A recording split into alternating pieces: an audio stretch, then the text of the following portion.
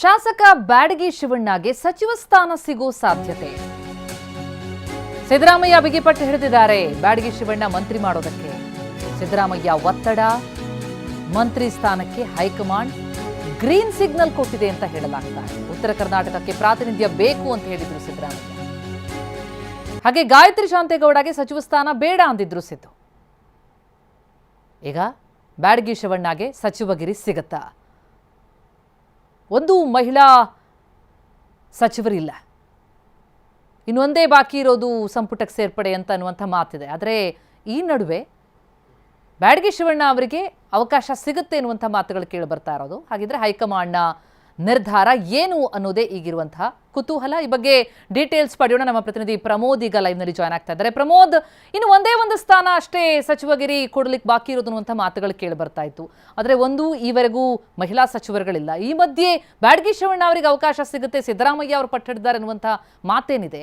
ಹಾಗಿದ್ರೆ ಹೈಕಮಾಂಡ್ ಮನಸ್ಸಿನಲ್ಲಿದೆ, ಏನು ನಿರ್ಧಾರ ಬರಬಹುದು ಅಂತ? ಪ್ರತಿಮಾ, ಬ್ಯಾಡಗಿ ಶಿವಣ್ಣ ಅವರಿಗೆ ಪ್ರಾತಿನಿಧ್ಯ ಕೊಡಬೇಕು, ಮಂತ್ರಿ ಮಾಡಬೇಕು ಅನ್ನುವಂಥ ಪಟ್ಟಿ ಈಗಾಗಲೇ ಸಿದ್ದರಾಮಯ್ಯನವರು ತುಂಬ ಬಲವಾಗಿ ಹೈಕಮಾಂಡ್ ಮುಂದೆ ಇಟ್ಟಿದ್ದಾರೆ. ಈಗಾಗಲೇ ಅಫ್ಕೋರ್ಸ್ ಮಹಿಳಾ ಸಚಿವರಾಗಿಲ್ಲ ಅನ್ನುವಂಥ ಮಾತು ಕೂಡ ಇದೆ. ಅದನ್ನು ಹೇಗೆ ಸೇರಿಸಬೇಕು, ಅದನ್ನು ಯಾವ ರೀತಿ ಮಾಡಬೇಕು ಅನ್ನೋ ಬಗ್ಗೆ ಇನ್ನೂ ದೊಡ್ಡ ಮಟ್ಟಿಗೆ ಚರ್ಚೆ ನಡೀತಾ ಇದೆ. ಅದನ್ನು ಯಾವ್ದಾದ್ರು ಸಚಿವರನ್ನ ಕೈ ಬಿಡಬೇಕಾಗತ್ತಾ ಅಥವಾ ಹೊಸದಾಗಿ ಸೇರ್ಪಡೆ ಮಾಡಬೇಕಾದ್ರೆ ಸಾಕಷ್ಟು ಚರ್ಚೆ ಇದೆ. ಇನ್ನೂ ಅದ್ರ ಬಗ್ಗೆ ಕ್ಲಾರಿಟಿ ಸಿಗ್ತಾ ಇಲ್ಲ. At the same time Byadagi Shivanna ಅವರ ವಿಚಾರವಾಗಿ ಕೂಡ ಮಾಜಿ ಮುಖ್ಯಮಂತ್ರಿ ಸಿದ್ದರಾಮಯ್ಯನವರು ತುಂಬ ಬಲವಾಗಿ ಪಟ್ಟನ್ನು ಇಟ್ಕೊಂಡಿದ್ದಾರೆ. ಅವ್ರು ಹೇಳ್ತಾ ಇರುವಂಥದ್ದು ಈಗಾಗಲೇ ಉತ್ತರ ಕರ್ನಾಟಕ ಭಾಗದಲ್ಲಿ ಕಾಂಗ್ರೆಸ್ಗೆ ತುಂಬ ಲಾಯಲ್ ಆಗಿ ಮತ ಹಾಕ್ತಾ ಇರುವಂಥ ಕುರುಬ ಸಮುದಾಯ ತುಂಬ ದೊಡ್ಡ ಮಟ್ಟದಲ್ಲಿದೆ.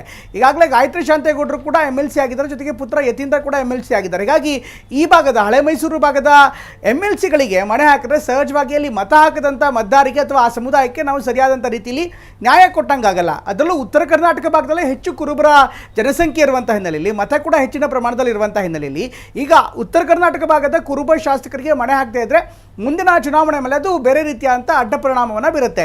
ಈ ಕಾರಣಕ್ಕೋಸ್ಕರ ಕುರುಬ ಸಮುದಾಯದ ಪ್ರತಿನಿಧಿಯಾಗಿರುವಂಥ ಅಥವಾ ಶಿವಣ್ಣ ಅವರಿಗೂ ಕೂಡ ಮತ ಈಗಾಗಲೇ ಹಾಕಿ ಗೆಲ್ಲಿಸಿದ್ದಾರೆ. ಈ ಕಾರಣಕ್ಕೋಸ್ಕರ ಅವರಿಗೆ ಹೆಚ್ಚಿನ ಮನ್ನಣೆಯನ್ನು ಕೊಡಬೇಕು, ಆ ಭಾಗಕ್ಕೆ ಪ್ರಾತಿನಿಧ್ಯ ಕೊಡಬೇಕು ಅನ್ನುವಂಥದ್ದು ಕೂಡ ಸಿದ್ದರಾಮಯ್ಯ ಹೇಳ್ತಾ ಇರುವಂಥ ಮಾತು. ಅಟ್ ದ ಸೇಮ್ ಟೈಮ್ ಈಗಾಗಲೇ ಬಹುತೇಕ ಹೈಕಮಾಂಡ್ ನಾಯಕರನ್ನು ಕೂಡ ಒಪ್ಪಿಸಿದ್ದಾರೆ. ಬಿಗಿ ಪಟ್ಟನ್ನು ಹಿಡಿದು ಯಾವುದೇ ಕಾರಣಕ್ಕೂ ಕೂಡ ಮಿಸ್ ಮಾಡಬಾರ್ದು ಅನ್ನುವಂಥ ಒಂದು ಒತ್ತಡವನ್ನು ಹಾಕಿದ್ದಾರೆ. ಜೊತೆಗೆ ಹೈಕಮಾಂಡ್ ಕೂಡ ಶಿವಣ್ಣ ಅವರ ಹೆಸರಿಗೆ ಗ್ರೀನ್ ಸಿಗ್ನಲ್ ಕೊಟ್ಟಿದೆ ಅನ್ನುವಂಥದ್ದು ನಮಗೆ ಮೂಲಗಳಿಂದ ಸಿಗ್ತಾ ಇರುವಂಥ ಮಾಹಿತಿ. ಹೀಗಾಗಿ ಯಾವಾಗ ಮಾಡ್ತಾರೆ, ಹೇಗೆ ಮಾಡ್ತಾರೆ, ಜೊತೆಗೆ ಯಾರನ್ನ ಬಿಟ್ಟು ಮಾಡ್ತಾರೆ ಅಥವಾ ಹೊಸದಾಗಿ ಸೇರ್ಪಡೆ ಮಾಡ್ತಾರೆ, ಇದ್ರ ಬಗ್ಗೆ ಇನ್ನಷ್ಟು ಕ್ಲಾರಿಟಿ ಬರಬೇಕಾಗಿದೆ.